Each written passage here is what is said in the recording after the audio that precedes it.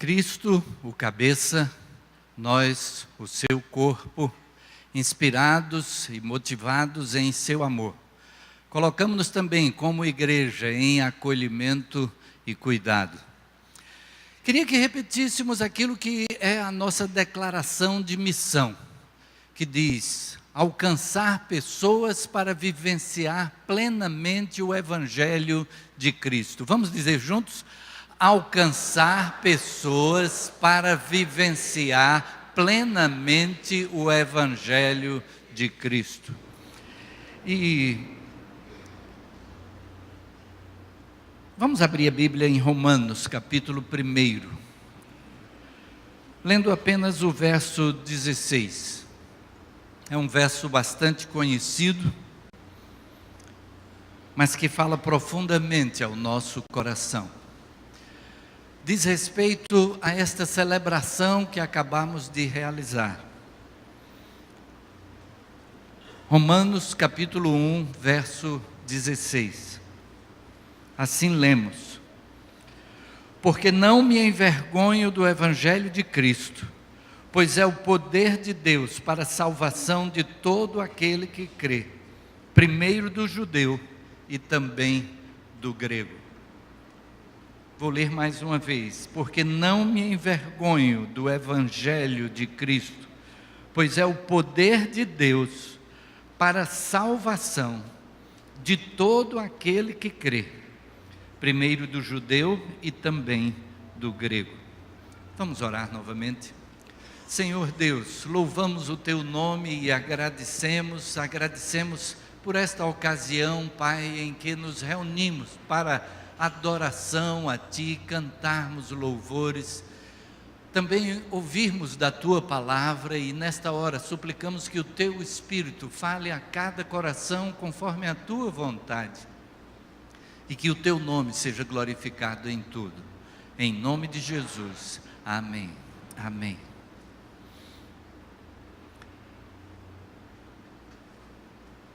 Nós somos igreja por causa do Evangelho, nós celebramos esta ceia do Senhor por causa do Evangelho. E o apóstolo Paulo vem e diz que não se envergonha do Evangelho de Cristo. Eu gostaria de que pudéssemos meditar o que é que o Evangelho promove nas nossas vidas. Nós estamos dentro daquela série de mensagens que tem este tema: compartilhar, verbo do amor. E Evangelho é uma palavra que significa boa nova. Quando Jesus nasceu e os anjos anunciaram aos pastores ao redor de Belém sobre o nascimento de Jesus, os anjos disseram: eu trago boa nova que será para todo o povo. É que nasceu na cidade de Davi o Salvador, que é Cristo o Senhor. É uma boa nova. Esta palavra, se fosse diretamente traduzida, teria este significado. Ela foi transliterada, então a gente se refere a Evangelho como a transliteração da palavra Evangelion do grego. O que é que esse Evangelho promove em nós? De que consiste esse Evangelho? O que o texto que nós lemos nos diz é que ele é poder de Deus para a salvação. Essa boa nova diz respeito ao fato de que Jesus pagou pelos nossos pecados, Ele levou os nossos pecados sobre si, e é por isso que Ele pode nos oferecer perdão, vida eterna. Nós temos salvação, resgate dos nossos pecados, porque Jesus morreu em nosso lugar. E apesar de que esta é uma notícia que já tem 2000 anos, no entanto, ela continua sendo boa nova. Porque quantas pessoas à nossa volta não conhecem a salvação em Cristo? Quantas pessoas que estão ao nosso redor que de repente utilizam-se de determinadas ações, atitudes, adorações, com o propósito de conseguir merecer de Deus alguma coisa, alguma atenção. Talvez, se agir de determinada forma, quando chegar no momento do julgamento final, o Senhor Deus possa talvez ter alguma misericórdia.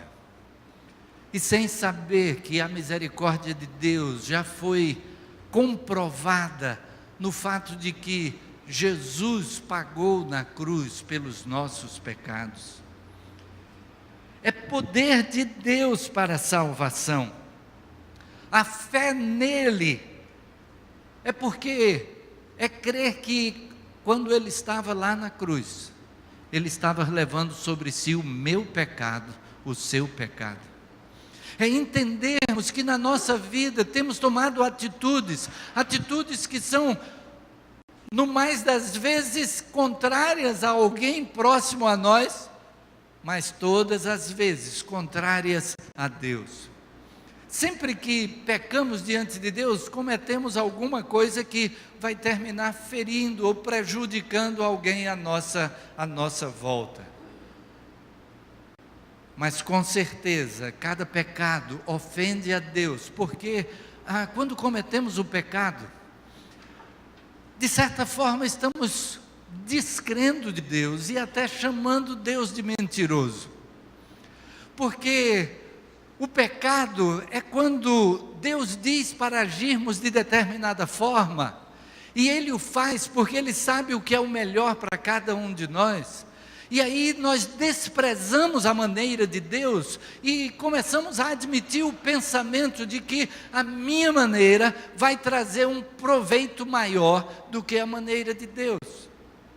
Do meu jeito, eu vou encontrar um resultado mais positivo do que do jeito de Deus. Quando o que precisamos é crer que Deus sabe o que é o melhor para nós, então o jeito dele sempre vai ser o melhor. Quando pecamos, então estamos dizendo: Deus, eu não quero o teu jeito não é o melhor. E aí, por isso, a mensagem do Evangelho vem para trazer, oferecer, da parte desse mesmo Deus, contra quem nós nos levantamos, mas Ele é que toma a iniciativa e envia Jesus para morrer pelos nossos pecados. A fé em Jesus como aquele que levou sobre si os nossos pecados, unindo-se ao arrependimento. Porque a mensagem do Evangelho está associada a arrependimento. Caso contrário, o fato de Jesus nos perdoar apontaria naquela direção do que Paulo vem a combater lá em Romanos, um pensamento que dizia: se não há condenação para nós vamos permanecer no pecado, estaremos permanecendo no pecado e dessa forma até aumentando a graça de Deus. Mas o próprio Paulo vai responder: de maneira nenhuma. Como permaneceríamos no pecado, nós que para ele já morremos? Mas o arrependimento está associado ao Evangelho. Podemos ver na mensagem de João Batista, que começou anunciando a vinda do Messias, e ele começa dizendo: arrependei-vos e crede no Evangelho. O Senhor Jesus, no início do seu ministério, qual foi a mensagem pregada? Arrependei-vos e crede no Evangelho. Quando o apóstolo Pedro, lá em Atos capítulo 2, o capítulo que lemos antes da ceia, mas quando Pedro termina de pregar, um texto que vem um pouco antes daqueles versículos 46 e 47 que lemos, quando Pedro termina de pregar, as pessoas à volta, ouvindo a mensagem de Pedro, e Pedro anunciando que o Jesus a quem eles crucificaram era o Salvador e Messias, as pessoas então perguntam a Pedro: que faremos, irmãos? E a resposta de Pedro é: arrependei-vos e cada um de vós seja batizado em nome do Senhor Jesus Cristo.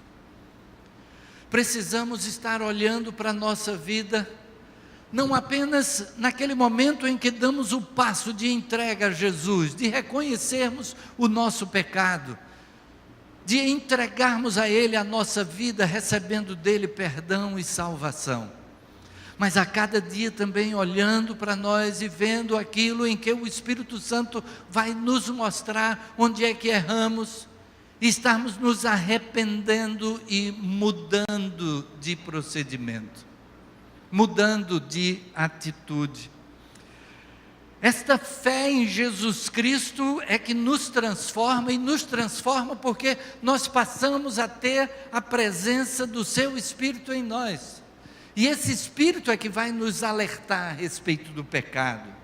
Efésios 1, versículo 13 diz: em quem também vós, depois que ouvistes a palavra da verdade, o evangelho da vossa salvação, tendo nele também crido, fostes selados com o Espírito Santo da promessa. Quando cremos em Jesus, recebemos o Espírito Santo. O recebermos esse Espírito é o selo daquilo que nos é prometido de vida eterna. E o Espírito em nós é que nos alerta a respeito do pecado, e o Senhor Jesus diz que Ele viria para convencer do pecado, da justiça e do juízo. E então o Espírito vem e é a sua presença permanente em nós. É aquele que promove um crescimento contínuo na nossa vida cristã. E graças a Deus por isso, porque podemos estar crescendo sempre. Porque na vida cristã nós podemos sempre dar um passo à frente, um passo a mais.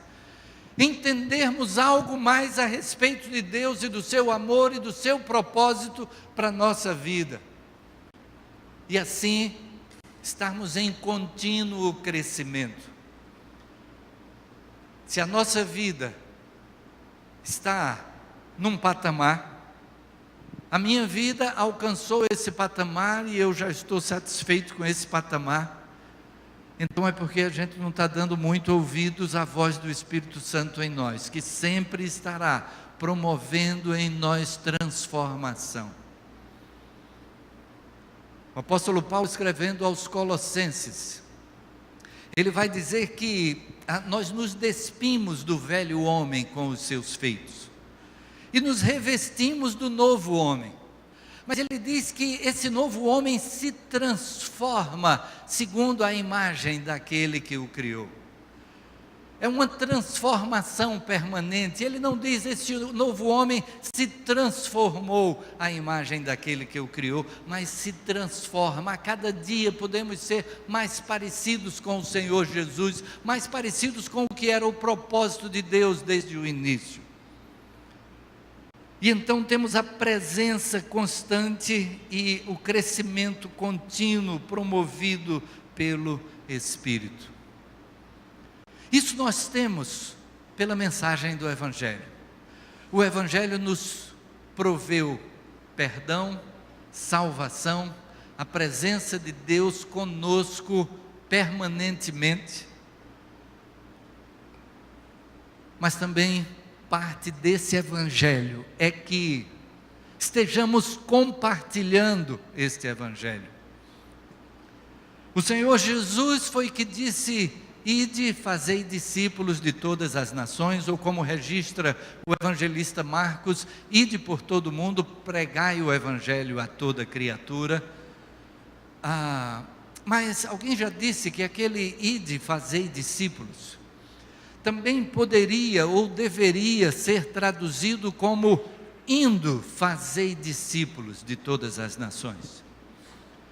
Onde quer que estejamos, possamos estar conscientes da necessidade de fazermos discípulos de Jesus, de podermos compartilhar aquilo que nós recebemos de Jesus, para que outros possam também usufruir da mesma realidade.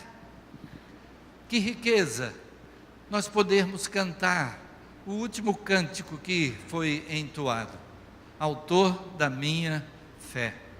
Ó Pai, eu queria tanto ver aquela ocasião em que o Senhor Jesus vai descer do céu e a gente vai encontrar com Ele, e então o cântico vai dizer que vai ser a hora de juntos podermos cantar louvores a Ele, adorar proclamar glória ao autor da minha fé.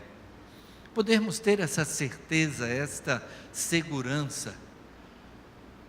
Mas isso implica em que sejamos discípulos de Jesus. E se somos discípulos de Jesus, estaremos compartilhando. Pastor Rodrigo, hoje pela manhã, mencionou o fato de que a Trindade é uma Trindade que compartilha. Porque Deus envia o seu Filho, Ele o envia a nós, compartilha de si mesmo. E o Senhor Jesus então compartilha a sua vida em nosso favor. Se somos discípulos de Jesus, é preciso que estejamos conscientes de que parte da nossa missão está nesse compartilhar dessa mensagem do Evangelho.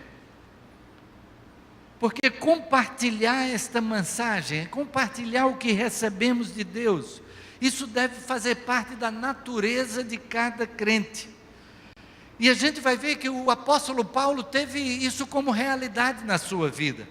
Em 1 Coríntios capítulo 9, verso 23, ele diz: tudo faço por causa do Evangelho, com o fim de me tornar cooperador com ele.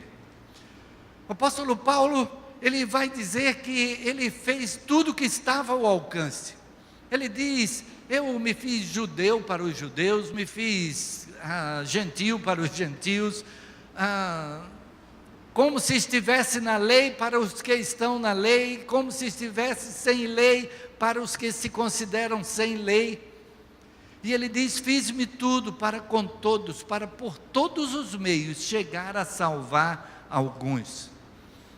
Porque haverá aqueles que vão rejeitar, haverá aqueles que não vão entender esse amor tão grande. Há pessoas que acham que não tem justificativa a mensagem do Evangelho, porque a mensagem do Evangelho é a mensagem da salvação pela graça de Deus.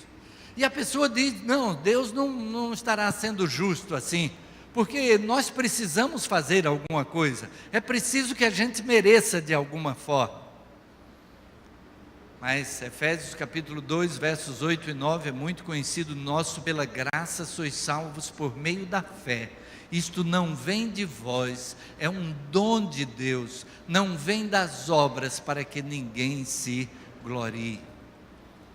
Mas pessoas à nossa volta, aqui também, mesmo ouvindo esta realidade, estará rejeitando. Por isso Paulo diz: eu fiz-me tudo para com todos, para por todos os meios chegar a salvar alguns. E às vezes a gente se sente um pouco limitado, a gente fica um pouco receoso de compartilhar essa mensagem por causa daqueles que venham a não recebê-la, talvez desprezá-la, talvez desfazer daquilo que nós estamos compartilhando. Mas a nossa experiência com o Senhor Jesus não tem argumento que possa removê-la. Houve aquele momento em que o Senhor Jesus curou um homem que era cego, e Jesus o curou. E depois disso, pessoas vieram questioná-lo, de quem é que o havia curado, porque Jesus o havia curado num sábado, e num sábado não se poderia fazer nada, porque era um dia sagrado. E aí Jesus aproveita para perguntar àqueles homens o que é certo fazer no sábado, o bem ou o mal. Porque aqueles homens, ao saírem dali, eles haveriam de estar cogitando de como haveriam de matar Jesus. Isso eles podiam fazer no sábado. Mas questionavam o fato de que Jesus havia curado um homem cego num sábado. E ao questionarem aquele cego: quem é este homem? Esse homem não pode ser da parte de Deus, porque ele está fazendo isso num sábado. E aquele cego responde àqueles homens, aquele cego, na sua simplicidade, ele diz: quem ele é eu não sei, mas eu sei que eu era cego e que agora eu vejo. Eu sei que eu vivia a minha vida do meu jeito, é aquilo que cada um de nós pode dizer. Eu vivia a minha vida do meu jeito, mas a minha vida do meu jeito não dava certo. Não estava completa, não estava plena, faltava alguma coisa. E aí, quando entregamos a vida a Jesus, nós temos a experiência de plenitude, a experiência de ter a vida completa, porque nós fomos criados para estar em harmonia com Deus, em comunhão com Deus, em um relacionamento com Deus. O pecado quebrou esse relacionamento, mas Jesus veio para restaurar essa nossa comunhão com o Pai. E então, o apóstolo Paulo diz que na sua vida ele fez de tudo para poder compartilhar este evangelho. E escrevendo aos Filipenses, ele vai trazer esta recomendação à igreja de Filipos. A igreja de Filipos era uma igreja muito querida de Paulo. Paulo havia chegado a Filipos através de uma revelação da parte de Deus. Ele estava na cidade de Troade, e a gente pode dizer que naquela ocasião ele estava meio sem norte. Ele chegou em Troade meio que empurrado, porque ele, saindo da região da Galácia, quis ir para a região da Ásia Menor, na direção que ele vinha estaria à sua esquerda, mas ele entendeu da parte de Deus que não era para ir para a Ásia Menor. Ele então pensa em ir para a Bitínia, região que estaria à sua direita, e o Espírito de Deus revela a ele que também não é para ir para a direita. Ele então vai em frente, meio sem saber ainda para onde é que Deus queria que ele fosse. Ele sabia para onde Deus queria que ele não fosse, mas não sabia bem onde é que Deus queria que ele fosse. E quando eles estão ali em Troade, uma cidade que fica à beira-mar, de madrugada Paulo tem uma visão, e nessa visão aparece um homem do outro lado do mar, dizendo: passa a Macedônia e ajuda-nos.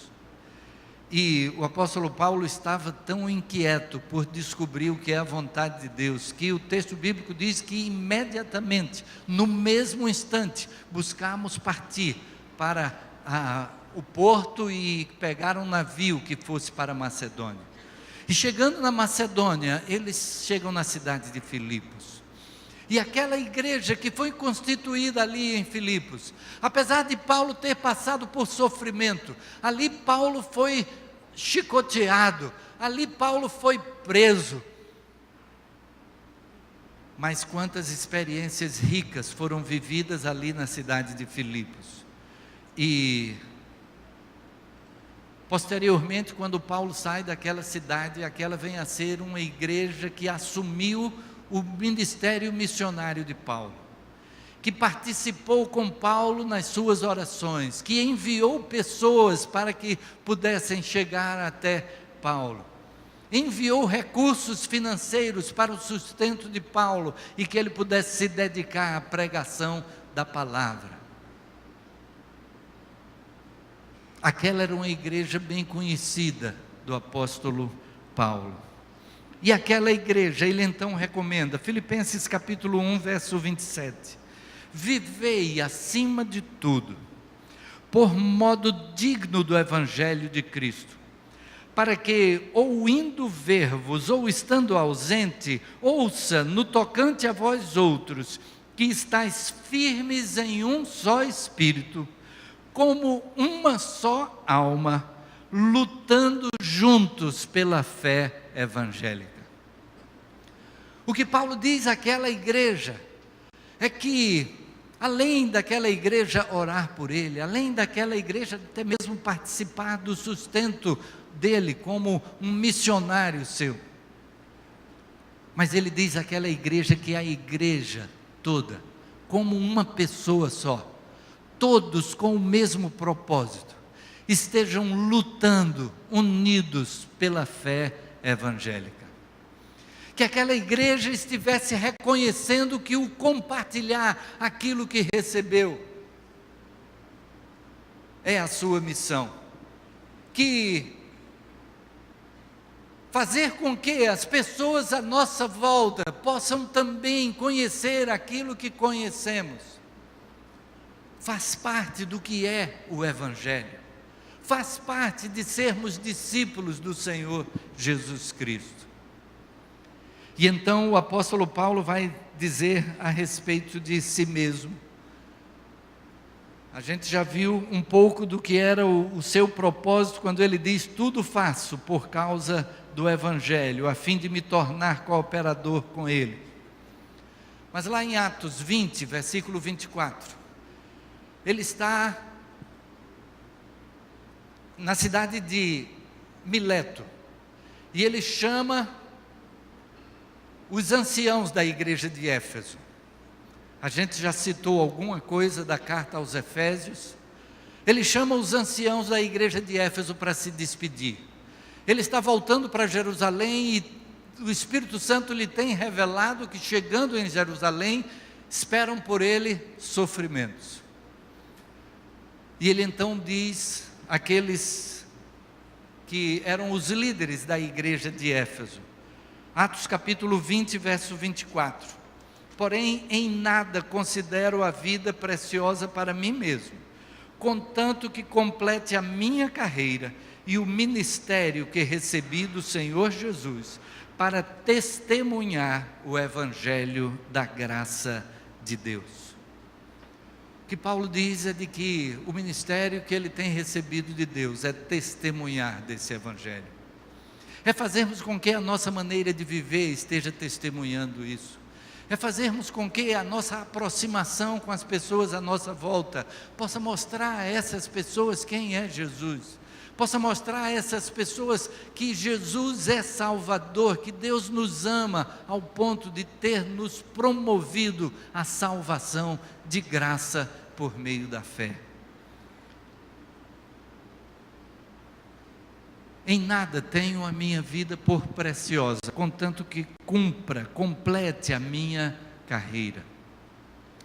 Houve um momento em que o Senhor Jesus, falando aos seus discípulos, lá no Evangelho de Marcos, ele vai dizer: se alguém quer vir após mim, negue-se a si mesmo, tome cada dia a sua cruz e siga-me. A gente fica se perguntando o que é que os discípulos devem ter entendido a respeito dessa frase, porque a cruz não havia chegado ainda, o momento da cruz para o Senhor Jesus não havia chegado. O que será que eles entenderam dessa frase? Mas à luz do que nós sabemos sobre a cruz de Cristo, nós entendemos então que a cruz foi a missão recebida de Deus o Pai por Jesus. Deus entregou a Jesus a missão da cruz. O Senhor Jesus, mesmo reconhecendo que aquele seria um momento muito difícil, muito doloroso, na véspera da sua morte, no momento em que ele está ali no jardim do Getsêmani, ele ora ao Pai dizendo: Pai, se possível, passa de mim este cálice sem que eu o beba, mas seja feita a tua vontade e não a minha. E o texto bíblico diz que por 3 vezes ele orou dessa forma, até que entendeu de que não seria possível, não haveria outra alternativa. O Pai lhe respondeu, e ele então chega junto dos seus discípulos e diz: levantai-vos, vamos, o traidor se aproxima. E ele então encara aquela traição, prisão, condenação injusta e morte na cruz. A cruz foi a missão recebida do Pai. Qual a missão que temos recebido da parte de Deus? Precisamos estar fazendo como o apóstolo Paulo. Talvez você diga: mas o apóstolo Paulo deixou tudo e saiu pelo mundo pregando o Evangelho. A alguns Deus tem chamado dessa forma, mas quando nós vemos nas cartas de Paulo, e principalmente naquelas partes finais das cartas, ele faz as saudações, e ele faz saudações a pessoas que foram importantes no seu ministério, que estavam na sua cidade, na sua casa, mas que colocavam-se a serviço. Ele se refere, por exemplo, escrevendo aos Romanos, a Priscila e Áquila, que eram ajudadores seus. E ele manda uma salvação para aqueles dois, Áquila e Priscila, e ele estende dizendo, e a igreja que está em sua casa. Priscila e Áquila abriram as portas de sua casa e transformaram a sua casa num local de reunião da sua igreja. Na nossa própria vida, na maneira como vivemos, podemos estar servindo ao Senhor, fazendo com que a mensagem do Evangelho seja proclamada, seja propagada, que pessoas à nossa volta possam conhecer quem é Jesus, intencionalmente, porque entendemos que é nossa missão. A nossa missão é compartilhar aquilo que recebemos. E quando falamos a respeito do verbo de amor, mencionamos o fato de que o verbo é algo que descreve uma ação. E então é preciso que estejamos agindo. E verbo de amor, porque aquilo que fazemos é como uma extensão do amor de Deus que nos alcançou e precisa alcançar outras pessoas, e nós, como instrumentos de Deus, como dutos pelos quais passa esse amor de Deus e alcança pessoas à nossa volta.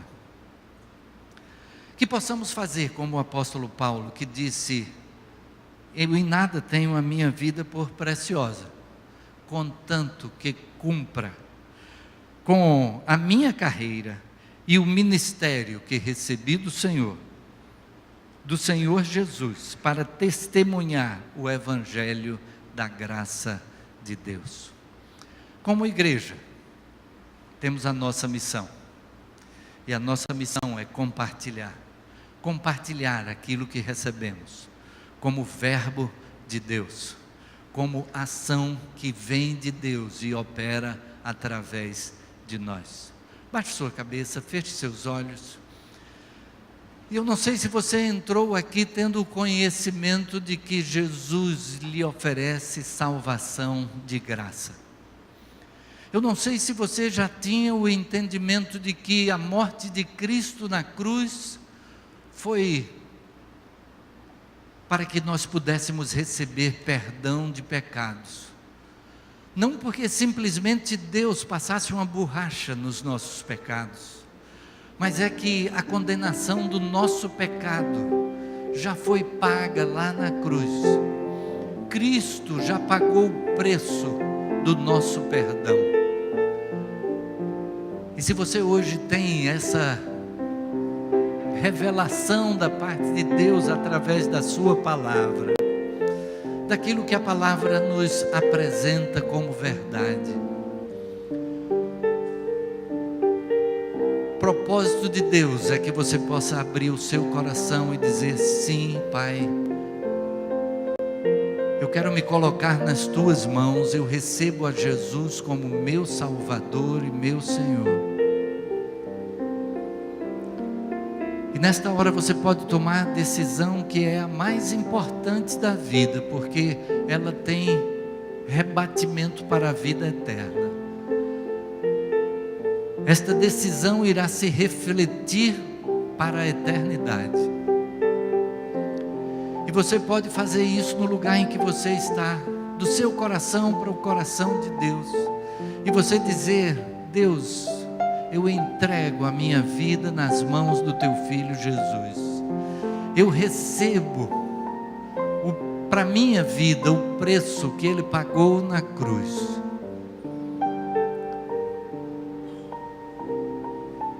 E eu creio que por meio de Jesus é que eu posso ter perdão, salvação, vida eterna. Cristo veio para isso, veio por você. A vida foi entregue por mim, por você, por todas as pessoas do mundo. Mas não terá valido se você não abrir o seu coração e receber a Cristo como seu Salvador e Senhor. Faça isso nesta hora.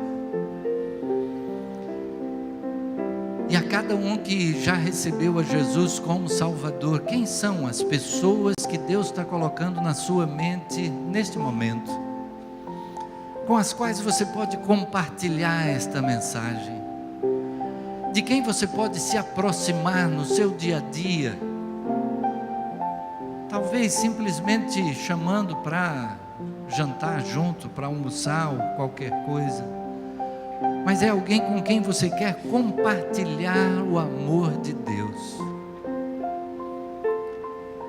E aos poucos Deus vai dando a oportunidade de que o seu amor seja conhecido através de você. Isso deve ser um resultado do amor que você tem por essas pessoas. E que é um amor que nós devemos ter por todas as pessoas no mundo. Porque Deus ama a todas as pessoas. Quem é a pessoa ou as pessoas, quem são as pessoas que Deus está colocando agora na sua mente? Que você possa começar orando por elas. Que você possa até compartilhar com elas que está orando por elas. E perguntar se tem algum motivo de oração que queira que você apresente. E aos poucos eles vão estar entendendo que o seu relacionamento com elas é um relacionamento do amor de Deus. Compartilhar, verbo de amor. Vamos orar. Senhor Deus, louvamos o Teu nome e agradecemos, Pai, pelo Teu tão grande amor por nós. Amor que fez com que o Teu Filho Jesus viesse a este mundo, conhecesse a realidade nossa em cada detalhe. Sofreu frio, calor, fome, sede. E principalmente, Senhor, sofreu na cruz uma condenação que era nossa, para que nós pudéssemos receber de Ti perdão, salvação, vida eterna. Nesta hora, Pai, confirma em cada coração aquilo que é o Teu propósito. Se há pessoas aqui que entregam a vida nas mãos de Teu Filho Jesus, que o Teu Espírito esteja promovendo transformação, que a certeza de plena restauração no relacionamento contigo, de poder te chamar de Pai, de poder se dirigir a Ti em oração a qualquer momento na vida, de contar com a Tua presença em todo instante, que tudo isso possa ser pleno na vida de cada um destes. Também, Senhor, se alguém ainda ficou em dúvida, que o Teu Espírito esteja trazendo o esclarecimento, esteja mostrando o que é a Tua vontade. E cada um que já entregou a vida a Teu Filho Jesus, que possamos estar nos colocando no Teu altar como oferta para compartilharmos aquilo que recebemos, que possamos levar a outros também desse amor, e que muitas vidas possam entender e aceitar a Jesus como Salvador e Senhor. Continua a falar ao nosso coração ao longo desta semana. Usa-nos conforme a Tua vontade, que sejamos instrumentos Teus onde quer que estejamos, que indo estejamos fazendo discípulos, e que a nossa vida esteja sempre a glorificar a Ti. É o que suplicamos agradecidos no nome de Jesus. Amém. Amém.